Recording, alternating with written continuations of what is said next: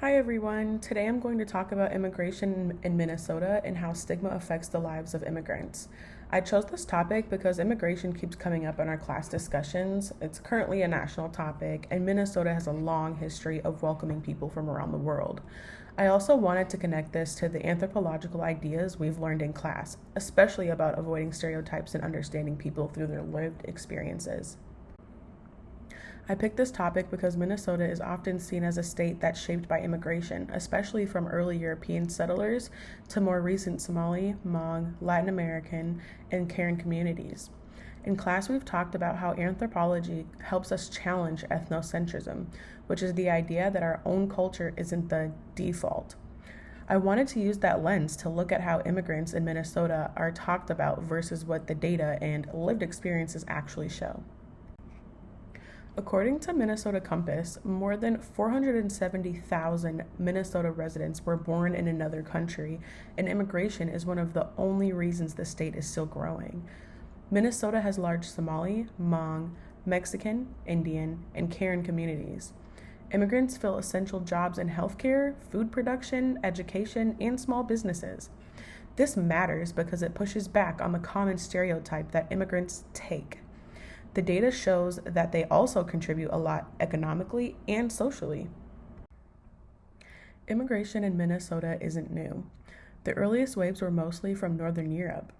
Later on, refugees came from Southeast Asia after the Vietnam War, and more recently, Somali and Karen refugees, and then Latin American workers. The University of Minnesota Morris honors thesis talks about how each wave faced suspicion and criticism when they first arrived. It's a pattern in Minnesota history. People worry about new groups and then later say they're essential to the state's identity. In Labor and Legality, the author follows undocumented Mexican restaurant workers in Chicago, but the themes apply everywhere, including Minnesota.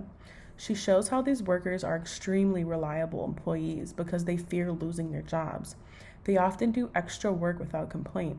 They face stigma because of their legal status, but their actual behavior contradicts the stereotypes people repeat about them. Anthropology helps us look at real people, not assumptions. These are some of the most common stigmas. Anthropology teaches us to ask, where do these beliefs come from? What evidence supports or challenges them?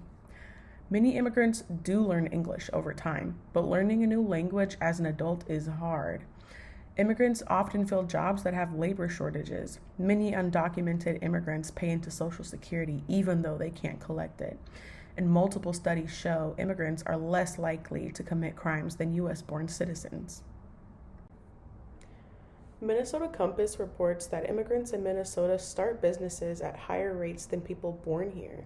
Towns in rural Minnesota have actually grown again, specifically because of immigrant families moving in. The University of Minnesota Morris thesis explains how fear and stereotypes don't reflect the real impact immigrant communities have. This is another place where anthropology pushes us to compare stereotypes with actual evidence. When immigrants face stigma, it's not just about people saying rude or mean things. It affects access to jobs, safe housing, and fair treatment. Fear of discrimination can make people afraid to report crimes or ask for help. The workers in Labor and Legality talked about how stigma shaped their whole lives. This connects to themes learned in class about how culture and power shape a person's everyday experiences. Anthropology teaches us to listen and observe before judging. If we approach immigration through an ethnocentric lens, we miss the realities people face. Using an anthropological perspective helps us step away from stereotypes and look at the full picture, including economics, culture, policy, and personal stories. In the future, Minnesota will depend even more on immigration to fill jobs and grow the population. That means it's important to challenge false ideas and build more welcoming communities. Data shows that when immigrants can succeed, the whole state benefits. In conclusion, immigration has shaped Minnesota for over 150 years, and it continues to shape the state today. Stigma makes it hard for immigrants to live, work, and feel accepted, but the evidence shows that they contribute in major ways. Anthropology helps us understand immigration with more empathy and accuracy.